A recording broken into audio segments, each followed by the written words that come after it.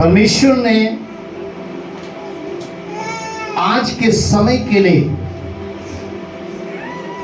भविष्यवाणी और वचन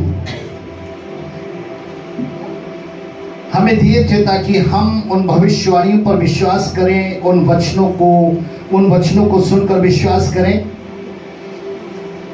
ताकि 2023-2024 उसमें हम गिर ना सके। क्योंकि आज कुछ ऐसी अच्छी बातें हैं जो इंसान के मन में कठिन और मुश्किल है, जैसे प्रेम करना इंसान को कठिन और मुश्किल सा लगता है, क्षमा करना ये कठिन और मुश्किल सा लगता है, ये माता पिता की बातों को मानना ये कठिन और मुश्किल सा लगता है, अपने अध्यापक, अपने गुरु जो गलती पर हमें डांट लगाते हैं वो कठिन और मुश्किल लगता है।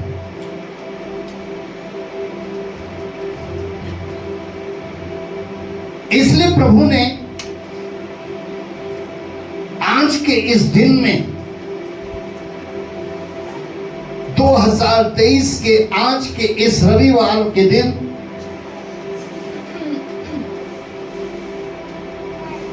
आपको जगाने के लिए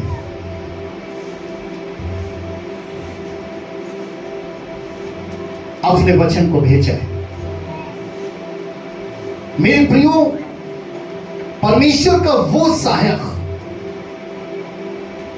जिसके विषय में प्रभु यीशु मसीह ने कहा था कि मैं अपने बाप से विनती करूंगा, वो तुम्हें एक और सहायक देगा। और ये सहायक कौन था? प्रभु ने कहा कि जब तक मैं पिता परमेश्वर के पास आसमान पर नहीं जाऊंगा तब तक ये सहायक तुम्हारे पास नहीं आएगा, क्योंकि यही तो प्रभु का आत्मा था। मेरे प्रियो, परमेश्वर का वही सहायक जो प्रभु यीशु मसीह का पवित्र आत्मा है, जिसके द्वारा प्रभु यीशु ने पिता परमेश्वर की हर एक इच्छा और भविष्यवाणियों को पूरा किया। आज वही सहायक जो हमारे और आपके बीच में छोड़ा गया, इस अंत के दिनों में हर एक भाई बहन, हर एक विश्वासियों को परमेश्वर के पवित्र वचन और भविष्यवाणियों के प्रति जगाना चाहता है। आज का पवित्र वचन जो आप उस सहायक के द्वारा सुनने के लिए जा रहे हैं वो है मुर्गे की पांख। मुर्गे की पांख।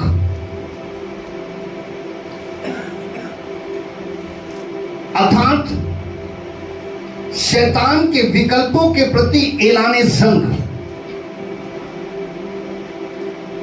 अर्थात बुरी आदत, बुरा व्यवहार, बुरा स्वभाव, बुरे कर्म, इनके प्रति ऐलाने जंग, जिसने मनुष्य को भय, कमजोरी, आलस और अविश्वास में सुला दिया है, जिससे कि वो परमेश्वर के वचन और भविष्यवाणियों पर मन नहीं लगा पाते और आज के इन दिनों में वो परमेश्वर को समझ नहीं पाते हैं। जो आज के समय में हो रहा है उसके विषय में समझ नहीं पाते हैं और कहते रहते हैं ऐसा तो नहीं होना चाहिए था, ऐसा तो नहीं होना चाहिए था। मुर्गे की पांख। मुर्गे की पांख। मत्ती की किताब 26 चैप्टर 26 अध्याय तब यीशु ने उनसे कहा, तुम सब आज ही रात को मेरे विषय में ठोकर खाओगे, क्योंकि लिखा है, मैं चरवाहे को मारूंगा और झुंड की भेड़ें तितर बितर हो जाएंगी। परंतु मैं अपने जी उठने के बाद तुमसे पहले गलील को जाऊंगा। इस पर पतरस ने उससे कहा, यदि सब तेरे विषय में ठोकर खाएं तो खाएं, परंतु मैं कभी भी ठोकर ना खाऊंगा। यीशु ने उससे कहा, मैं तुझसे सच सच कहता हूं कि आज ही रात को मुर्गे के बांग देने से पहले तो 3 बार मुझसे मुकर जाएगा। पतरस ने उससे कहा, यदि मुझे तेरे साथ मरना भी पड़े तो भी मैं तुझसे कभी ना मुकरूंगा। और ऐसा ही सब चेलों ने भी कहा। मुर्गे की बांग, जिसने इंसान को भय, कमजोरी, आलस और अविश्वास में जगाने का काम किया। इंसान स्वार्थी हो चुका है, लोभी हो चुका है, अभिमानी हो चुका है, गुरूर से भर चुका है। अपने अपने हृदय को मांस का नहीं बनाया कि उसमें प्रेम रख सके, उसमें शांति रख सके, उसमें आनंद रख सके, बल्कि उसने अपने अपने हृदय को पत्थर का बनाया है, जिसमें नफरत है, ईर्ष्या है, क्रोध है, जिद है। मुर्गे की बांग। मेरे प्रियो, पहले के समय में जब तक मुर्गा बांग नहीं देता था, तब तक सूरज का आगमन नहीं होता। और मुर्गे की बांग को सुनकर 2 विचार आते थे। पहला खुशी का, दूसरा गम का। पहला खुशी का विचार आता था क्या, कि काल भरी अंधेरी रात टल गई है और सुबह का नया उजेला आ गया है। परंतु दूसरी दुख की बात उत्पन्न होती थी कि अब हमें गर्म गर्म बिस्तरों को छोड़कर काम धंधों में लगना पड़ेगा, क्योंकि दिन का उजाला आ चुका है। ये 2 विचार मन में आते थे, एक खुशी का, एक गम का। परंतु आज मुर्गे की बांग जो पतरस व अन्य चेलों के आत्मविश्वास को जगाने के लिए थी, ताकि वो पतरस और चेले जो घटना घटने के लिए जारी है, उसमें ना तो वो भय, ना तो कमजोर, ना तो सुस्त, ना अविश्वास में वो गिरे, बल्कि जो घटना घटने के लिए जारी है वो उसमें तैयार व मजबूत बन सके और वो इस प्रभु के प्रेम को समझ सके। क्योंकि एक इंसान जब गलती कर जाता है या एक इंसान जब पाप में गिर जाता है, तो वो सोचता है कि मुझसे तो पाप हो गया, मैं पापी हो गया और अब दोबारा मैं खड़ा नहीं हो सकता, क्योंकि परमेश्वर तो अब इसकी सजा देगा, परमेश्वर तो हमें क्षमा नहीं करेगा। परंतु वो परमेश्वर के उस प्रेम को भूल जाता जिसके लिए प्रभु यीशु मसीह ने क्रूस पर अपने प्राणों का बलिदान दिया। सिर्फ एक मनुष्य को सच्चा प्रेम करने के कारण आज पतरस और अन्य चेलों के जीवन में प्रभु यही समझाने के लिए एक मुर्गे की बांग को लेकर आ रहे हैं। मेरे प्रियो, ये जो बांग थी मुर्गे की, ये सिर्फ पतरस व अन्य चेलों के लिए ही नहीं थी, बल्कि 2023 हो या आने वाले साल हो या पीछे जो साल निकल गए हैं, उन सब विश्वासियों के लिए भी थी जो स्वयं को कमजोर समझकर वचन पर मन नहीं लगा। आज ऐसे हर एक व्यक्ति को नया अवसर देने के लिए, उसे फिर से स्टैंड करने के लिए, ताकि वो दोबारा खड़ा हो सके, दोबारा उसके पास साहस आ सके, विश्वास आ सके और आशा आ सके। हालेलुया। और वो परमेश्वर के प्रेम को समझ सके। मेरे प्रियो, शैतान बहुत चालाक है। जैसे प्रभु आत्मा है, वैसे शैतान भी आत्मा है,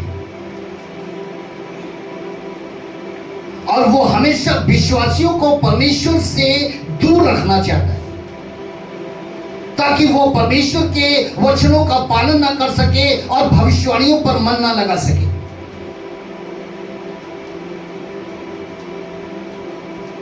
अब ऐसा करने के लिए शैतान के पास दो बातें होती हैं जो मनुष्य के मन में डाल देता है। पहली बात वो डालता है पाप में गिराने से पहले, और दूसरी बात वो पाप में गिराने के बाद।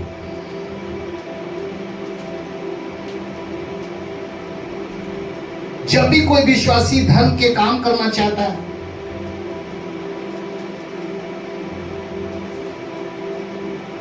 हर रविवार शुक्रवार परमेश्वर के भवन जाना चाहता है, परमेश्वर की सेवा करना चाहता है, तो वो विश्वासी धर्म के काम ना कर सके, हर रविवार या शुक्रवार परमेश्वर के भवन में ना जा सके और सेवा ना कर सके, इसके लिए वो क्या करता है? उसके मन में एक गलत विचार डाल देता है, अभी तो बहुत समय है, बाद में कर लेना, अभी थोड़ी मर जा रहा है, अरे अभी बहुत समय है, वचन बाद में पढ़ लेना, भवन बाद में चले जाना, नेक्स्ट संडे चले जाना, धर्म के काम बाद में कर लेना। ये पाप में गिराने से पहला, ये पहला विचार उस विश्वासी के मन में डाल देता है। और मेरे प्रियो, दूसरा,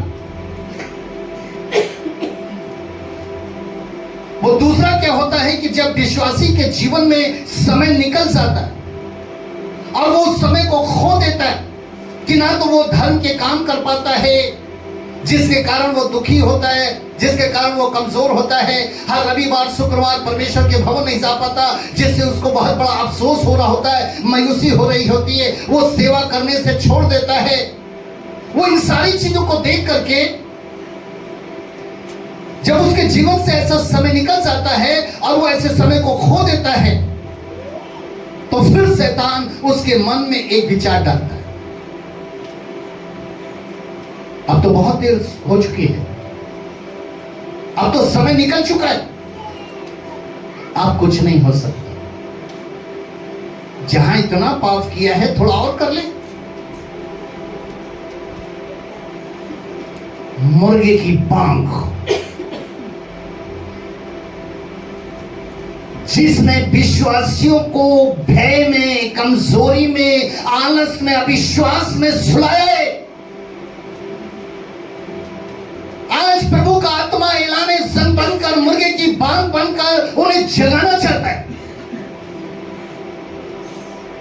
हालेलुया।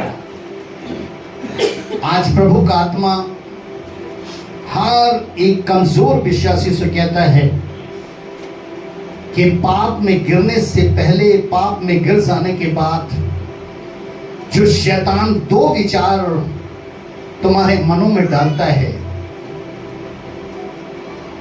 उसे यहां पर मत रखो।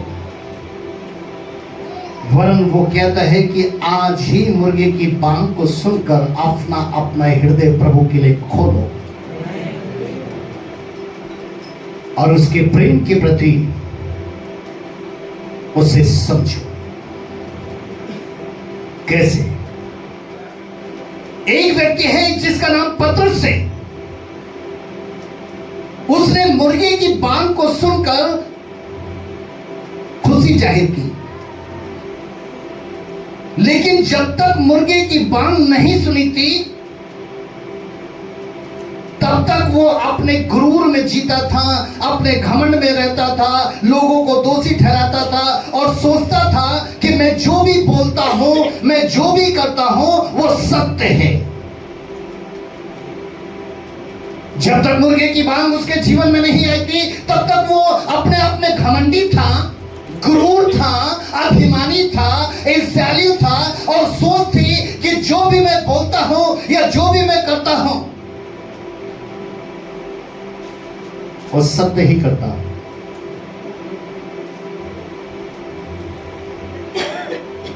ऐसे व्यक्ति से प्रभु ने कहा 31 पद में, तुम सब आज ही रात को मेरे विषय में ठोकर खाओगे, क्योंकि लिखा है मैं चरवाहों को मारूंगा और झुंड की भेड़ तितर बितर हो जाएगी। मेरे प्रियो, जब प्रभु यीशु मसीह और उसके शिष्य जैतून पर्वत की ओर जा रहे थे तो प्रभु यीशु मसीह ने उन्हें जकरिया की किताब 13:7 की भविष्यवाणी स्मरण दिलाई कि शीघ्र ही वो समय आने वाला है जिसमें तुम मुझे छोड़ दोगे, क्योंकि चरवाहा मारा जाएगा और झुंड तितर बितर हो जाएगा। अब ये 13:7 में जो जकरिया में भविष्यवाणी हुई थी कि परमेश्वर चाह रहा था कि चरवाहा मारा जाए। परमेश्वर का चहेता चरवाहा, अच्छा चरवाहा, पवित्र चरवाहा, महान चरवाहा, प्रधान चरवाहा, ये क्यों मार दिया जाए? क्योंकि मेरे प्रियो, ऐसा इसलिए होगा क्योंकि जब तक मनुष्य का पुत्र यीशु मसीह मारा नहीं जाएगा तब तक आने वाला मसीहा वही है। कैसे लोग विश्वास करेंगे? जिस आने वाले मसीहा की बात जो ही जारी है उस पर लोग कैसे ईमान लाएंगे, कैसे कहेंगे कि ये वही आने वाला मसीहा है? इसलिए इस भविष्यवाणी का होना पूरा जरूरी था। लेकिन 32 पद में लिखा है कि प्रभु ने कहा कि जब तुम मुझे छोड़ दोगे तुम ठोकर खाओगे, परंतु मैं जी उठने के बाद तुमसे पहले गलील को जाऊंगा।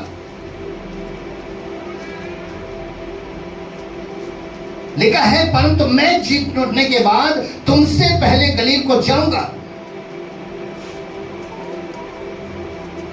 उसने अपने पुनरुत्थान के विषय में, अपने जी उठने के विषय में ये पतरस से बोला, ये अन्य चेलों से बोला। 32वें आयत पे गौर कीजिए कि मैं जी उठने के बाद तुमसे पहले गलील को जाऊंगा। और प्रभु यीशु मसीह जो पतरस को और चेलों को जी उठने की गवाही दे रहे थे, क्या ये उस भविष्यवाणी पर मन लगा रहे थे? क्या ये उन वचनों पर मन लगा रहे थे जो प्रभु इन्हें दे रहे थे? ऐसे मुंह ताक रहे थे। अभी तो ऐसा नहीं करते कि मुंह ताकते रहते, वो लाल शर्ट है, आधी सफेद है, वस्त्रों को तो नहीं देखते रहते, पास्टरों को तो नहीं देखते रहते। या आप उनके मुख से निकल रही भविष्यवाणी है या उनके मुख से निकल रहे वचनों पर ध्यान देते। हालेलुया। इसलिए प्रभु ने उनको जी उठने की गवाही देते हुए कहा, मैं तुमसे पहले गलील को जाऊंगा। अब गलील को क्यों जाना था? क्योंकि जो चेले थे वो गलील के थे और उन्होंने गलील में यहूदियों के साथ सेवा की थी। और प्रभु ने बता रहा था कि तुम मुझे जरूर छोड़ दोगे, परंतु मैं तुम्हें ना भूलूंगा और ना छोड़ूंगा, वरन सबसे पहले तुमसे दोबारा गलील में जरूर मिलूंगा। क्योंकि मेरे प्रियो, प्रभु उनको बहुत प्यार करते थे और वो उन्हें संभालना चाहते थे। ये कहीं लड़खड़ा ना जाए, ये भय में ना आ जाए, अविश्वास में ना आ जाए, आलसी ना बन जाए। प्रभु उन्हें संभालना चाहते। मेरे प्रियो, 33 पद में एक चौंकाने वाली बात है। इस पर पतरस ने कहा, यदि सब तेरे विषय में ठोकर खाएं तो खाएं, परंतु मैं कभी भी ठोकर ना खाऊंगा। आप कभी भी देखना, आपके घर में भी एक खलीफा होता है, एक चौधरी होता है। आप जिनके साथ संगत करते हैं उसमें भी एक खलीफा होता है, एक चौधरी होता है, जो बार बार सबासी के किस्से, सबासी के किस्से, सबासी के किस्से वो बोलते ही रहता है। आज एक यहां पर भी चौधरी है, 12 चेले हैं, उनमें ये है। पतरस कह रहा है कि यदि सब तेरे विषय में ठोकर खाएं तो खाएं, परंतु मैं कभी भी ठोकर ना खाऊंगा। अब ये वो क्यों बोल रहा था? क्योंकि वचन में लिखा है मेरे प्रियो, सब चेलों में से एक चेला पतरस, जो मुर्गे की बांग देने से पहले गुरूर में था, घमंड में था, दोष लगाता था, बोलता था, सोचता था कि जो मैं बोलता हूं, जो मैं करता हूं वो सत्य है। वही चेले के विषय में लिखा है कि जिसने प्रभु की सारी बातें सुनने के बाद जो एक बात उसे अच्छी नहीं लगी, वो ये नहीं लगी थी कि सब उसे छोड़कर भाग जाएंगे। इसलिए उसने प्रभु से कहा, सब ठोकर खाएं तो खाएं, परंतु पतरस कभी ठोकर नहीं खा सकता। ऐसी बातें पतरस जो था वो अपने गुरूर में बोल रहा था। गुरूर करना पाप है, घमंड करना पाप है, ईर्ष्या करना पाप है, ये पाप है। इसलिए मेरे प्रियो, वो ऐसी बातें अपने गुरूर में ही बोल रहा था। उसने सारी बातें प्रभु के प्यार और चाहत की नहीं समझी, बल्कि सिर्फ एक बात पकड़ ली कि ये कह रहा है कि सब छोड़कर भाग जाएंगे।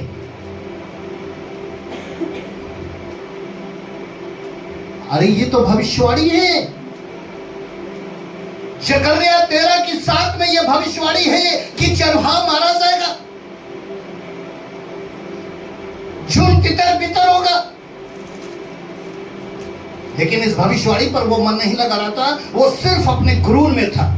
पतरस तू ही है जो 3 घंटे से 5 घंटे के भीतर मुर्गे की बांग देने से पहले मेरा 3 बार इनकार करेगा। ये अपने आप में एक खलीफा था, अपने आप में चौधरी था। ये आगे बढ़ बढ़ के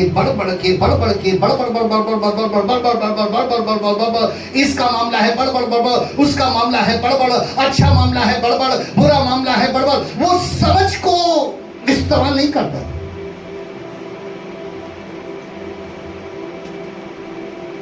कहते हैं सुनने से ईमान बढ़ता है, और सुनना मसीह का वचन हो। किसी भी बात को पहले सुननी चाहिए। मेरे प्रियो, जब पतरस ने सुना कि आप तो प्रभु मुझसे ही बोल रहे हैं, क्या उसने कहा कि अब तो प्रभु मुझसे डायरेक्ट कह रहे हैं कि मुर्गे की बांग देने से पहले तू ही 3 बार मेरा इनकार करेगा। उसने कहा सब लोग तुझे छोड़कर भाग सकते हैं, लेकिन मैं मर जाऊंगा, लेकिन पीछे नहीं हटूंगा। क्यों? क्योंकि ये वही पतरस से जो भविष्यवाणी जकर्या 13:7 में अज्ञान है। समय कठिन होंगे, दिन बुरे होंगे, इंसान स्वार्थी, लोभी, डींगमार, अभिमानी, घमंडी, जिद्दी होगा। ये भविष्यवाणियां हैं, ये भविष्यवाणियां हैं, ये भविष्यवाणियां परमेश्वर के पवित्र वचन में हमें दी गई हैं। क्या हम उन्हें पढ़ करके अपने इस तरीके के मन को बदल रहे हैं, अपने स्वभाव को बदल रहे हैं, या हम यही सोच रहे हैं कि नहीं जी, हम जैसे भी हैं वैसे ही अच्छे हैं। मेरे प्रियो, सबके मनों को बनाने वाला, सबके मनों को जांचने वाला, उनको समझने वाला परमेश्वर है, जो उनके मन को समझ रहा था, उनके मनों को जान रहा था। 1 कुरिन्थियों 10:12 में लिखा है कि जो समझता है मैं स्थिर हूं, वो चौकस रहे, कहीं गिर ना पड़े। मेरे प्रियो, यदि आज आप ये समझते हैं कि मैं स्थिर हूं, मैं मजबूत हूं, ना तो भय में गिर सकता, ना कमजोर बन सकता, ना आलसी बन सकता, ना अविश्वासी बन सकता, तो वो चौकस रहे, होशियार रहे। मुर्गे की बांग को सुन करके, आत्मा की पुकार को सुन करके वो अपने आप को जगा कर रखे। अगर उसने नहीं जगाया तो यहां पर पौलुस कहते हैं कि वो गिर जाए। जैसे पतरस ने उस चेतावनी को जो उन्हें आने वाले समय में संभाले की, उस वचन पर और भविष्यवाणी पर ध्यान नहीं दिया, लेकिन क्या हुआ? अंत में जब मुर्गे की बांग दे रहा, मुर्गे ने बांग दी। दूसरी बार इंकार किया, मुर्गे ने बांग दी। तीसरी बार उसने इंकार किया, मुर्गे ने बांग दी। क्या इस मुर्गे की बांग को, जो सहायक है, पवित्र आत्मा है, हम अपने आप को प्रभु में छोड़कर रखते हैं या पीछे चले जाते? ना तो तू ठंडा है, ना तो गर्म है, क्योंकि तूने पहला सा प्रेम छोड़ दिया। पहले तो वचन पढ़ता था, प्रार्थना करता था, इसके बगैर कुछ भी नहीं करता था, भवन का आदि था, सेवा में कार्यरत रहता था, लेकिन इसमें तो ठंडा पड़ गया, इसमें कमजोर पड़ गया, इसमें आलसी पड़ गया, इसमें अविश्वास और भय में पड़ गया। इसलिए जो समझता है मैं स्थिर हूं, वो चौकस रहे, चौकस, होशियार रहे, ताकि वो गिर ना पड़े। और क्या हुआ अंत में? जब मुर्गे ने बांग दी तो पतरस के आंसू निकल आए, क्योंकि जहां पर प्रभु को क्रूस पर चढ़ाया गया था और उनके साथ यातनाएं हो रही थी, वहां पर मुर्गा बांग दे रहा था और पतरस एक स्थान पर खड़ा था। उसने 2 पहले और भी प्रयास किए थे। एक पहला प्रयास किया था, मलखुस नामक महायाजक का एक सेवक था, उसके कान को काट करके। देखा, मैं छोड़कर नहीं भागा, लोग तुझे पकड़ने के लिए आए, मैंने उसके कान काट दिए, लेकिन प्रभु ने उसके कान को जोड़ा। क्यों कानों को जोड़ा? जो स्वयं कानों का कच्चा हो, दूसरे के कानों को कैसे काट सकता है? इसलिए खुदा के कलाम में लिखा है, जो तलवार चलाते हैं वो तलवार से नाश किए जाएंगे।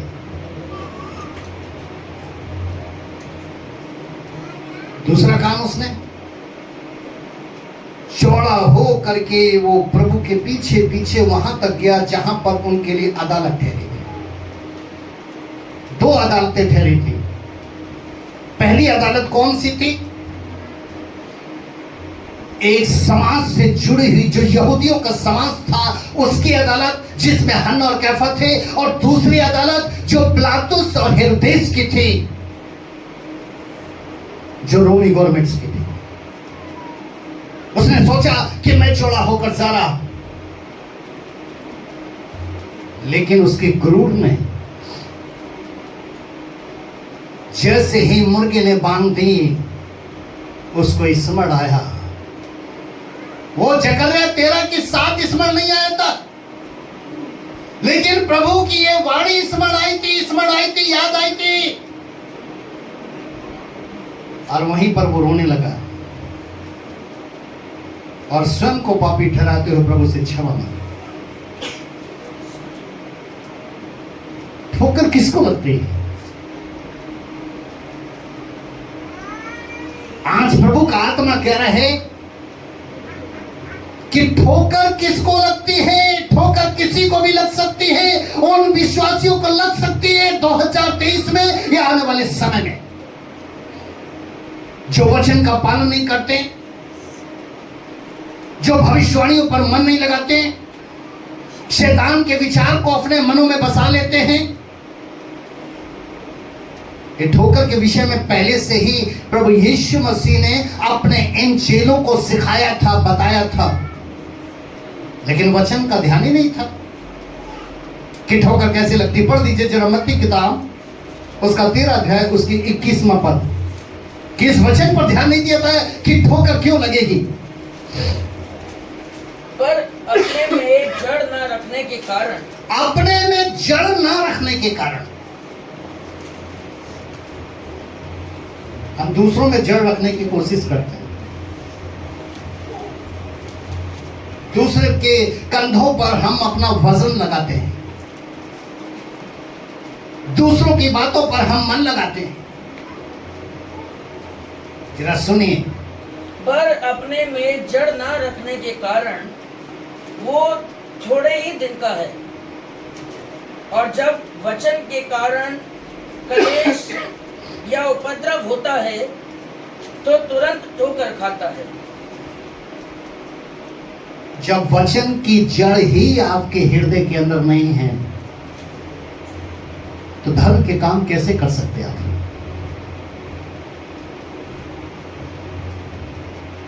परमेश्वर की सेवा में आप कैसे मन लगा सकते हैं? क्योंकि जड़ नहीं पकड़ी वचन की जड़ नहीं है, जड़ नहीं है। यहां पर प्रभु उन्हें पहले से ही सिखा रहे थे कि जड़ न रखने के कारण सिर्फ थोड़े दिन का ये विश्वास रहेगा, सिर्फ दिखावटी, थोड़े दिन का, ताजा ताजा गरम गरम, सिर्फ थोड़े दिन का रहेगा कि जा रहे हैं, कर रहे हैं, प्रार्थना कर रहे हैं, वचन पढ़ रहे हैं, भवन जा रहे हैं, लेकिन फिर एकदम से ठहराता। जड़ न पकड़ने के कारण कि जैसे ही कोई क्लेश या उपद्रव आया, रोटी कपड़ा मकान का, नून तेल लकड़ी का, घर गृहस्थी का, जैसे ही ऐसा क्लेश आया तो वो तुरंत ठोकर खा जाता है कि नहीं भाई अब नहीं हो सकता।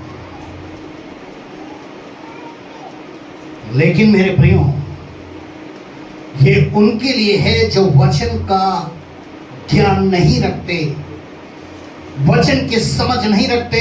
लेकिन खुदा के कलाम में 23 पद में लिखा है, जो वचन को समझता है वो ठोकर नहीं खाता, बल्कि 100 गुना, 60 गुना और 30 गुना आशीष पाता है। कब? क्लेश में, दुखों में, आंसू में, पीड़ा में, रुकावटों में, समस्याओं में। इसलिए वचन को समझना जरूरी है, वचन का ज्ञान होना जरूरी है। आज मुर्गी की बांग उनके लिए जो वचन पर मन नहीं लगाते हैं, बल्कि स्वयं को कमजोर समझकर पाप को बढ़ावा दे रहे हैं। ये कितना अच्छा लगता है वचन। कुछ ऐसे विश्वासी जो पाप करना नहीं छोड़ते, ऐसे विश्वासी जो गलती करना नहीं छोड़ते, अगर उनके घरों में चले जाओ तो दीवारों में इतने बड़े बड़े वचन लिखे होंगे, यीशु मार्ग है, यीशु सत्य है, यीशु जीवन है, वो जीवन की रोटी है, वो जीवन का द्वार है। कोई ऐसा हथियार नहीं बना जो मुझ पर प्रबल हो सके, वो कभी नहीं छोड़ेगा, वो कभी नहीं, वो चले जाओ घरों पे मिलेगा। मुर्गे की पांख आज ऐसों को क्या कह रही है जो दीवारों पर लगाते हैं, जो घर के द्वार पर लगाते हैं लेकिन हृदय रूपी पटिया पर नहीं लगाते। जरा इस वचन को पढ़िए। परमेश्वर ने पहले ही कहा था कि तुम दीवारों पे लगा दोगे, घर के द्वारों पे लगा लोगे, लेकिन हृदय में नहीं लगा पाओगे। एहेजकेल की किताब उसका 33 अध्याय और 30 में आयत को सुने।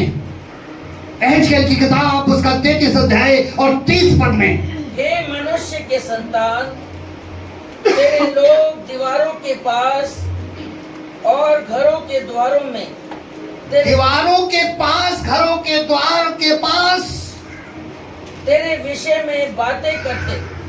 और ये वचन कितना अच्छा है। मैं जब सो के उठता हूं पास्टर जी, तो मैं देखता हूं इससे इतनी शांति मिलती है।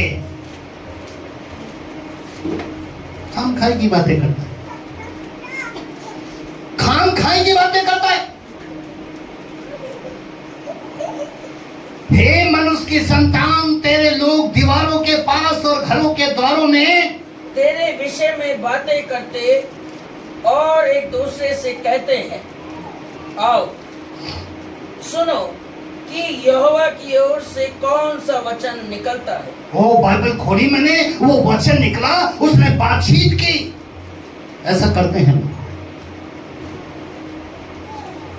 परमेश्वर कह रहा है कि दीवारों पर लगाते हो, अच्छा है, घर के द्वारों पर लगाते हो, ये अच्छा है, लेकिन उस समय अच्छा नहीं है जिस समय तुम भय में, कमजोरी में, आलस में, अविश्वास में, दुख, आंसू, पीड़ा, रोग, रुकावटें, समस्याएं झेल रहे होते हो, उस समय इन वचनों की निंदा होती। क्यों? जरा 31वीं पद सुने, जरा ध्यान से सुनेगा इसे। वे प्रजा के समान तेरे पास आते।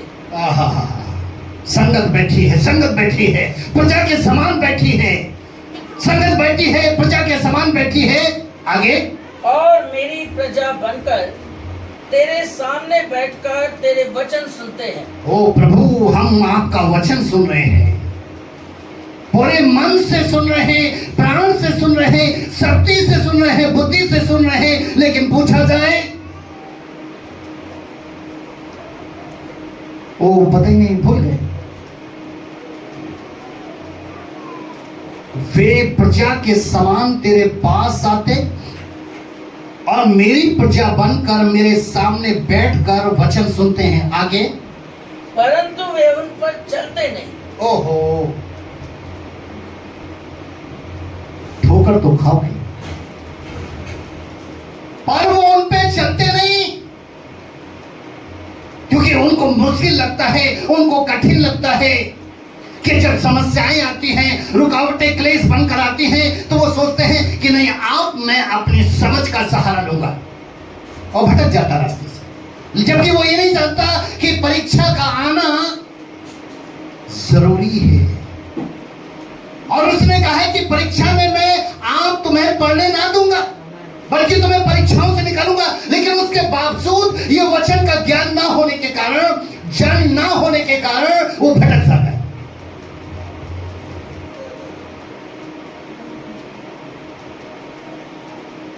वचन सुनते तो हैं, परंतु वे उन पर चलते नहीं। आगे, मुंह से तो वे बहुत प्रेम दिखाते। आहा, प्रेमलाल, प्रेमा,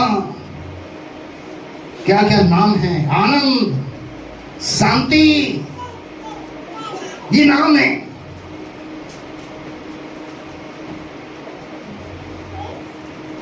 लेकिन जीवन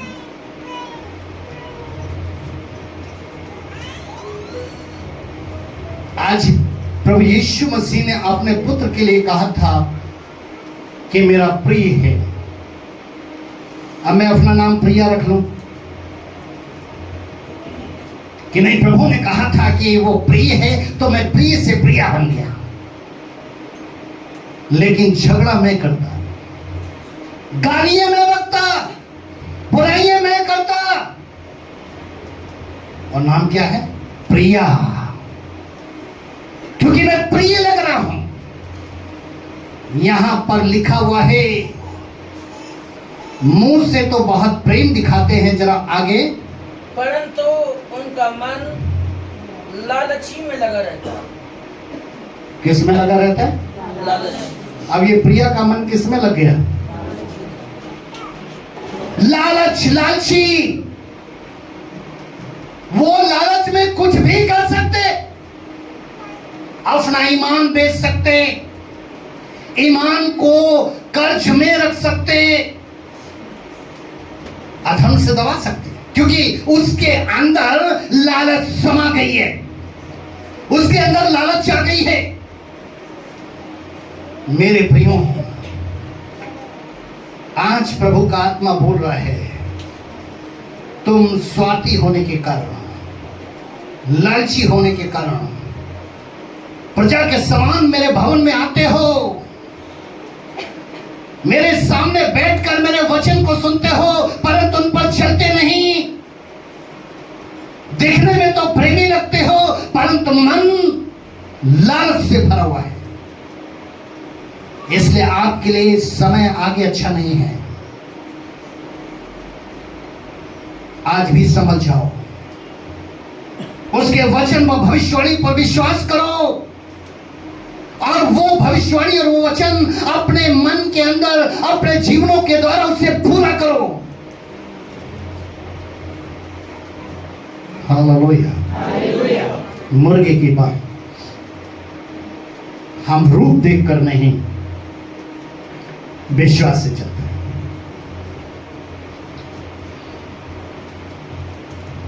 आज मुर्गा भूलेगा, सबकी पोल खोलेगा। आज मुर्गा भूलेगा, सबकी पोल खोलेगा। चाहे मलाई वाला हो या कढ़ाई वाला हो, चाहे मलाई वाला हो या कढ़ाई वाला हो, आज मुर्गा बोलेगा, सबकी पोल खोलेगा। बात खाया है,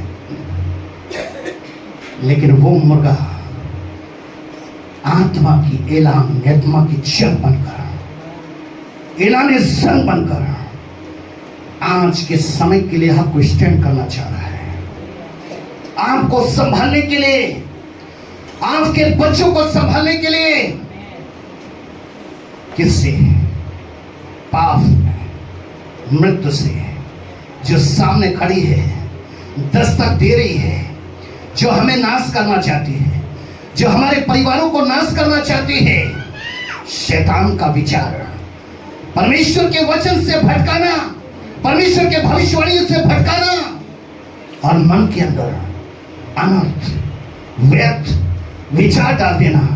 अभी तो बहुत जल्दी है, और जब समय निकल गया तो अब तो देर हो चुकी। हम अपने आप को बदले, हम अपने आप को बदले। जिंदगी है तो सब कुछ है, और जिंदगी नहीं है तो कुछ भी नहीं है। परमेश्वर आपको इन वचनों में आशीष दे। Hallelujah, hallelujah, hallelujah.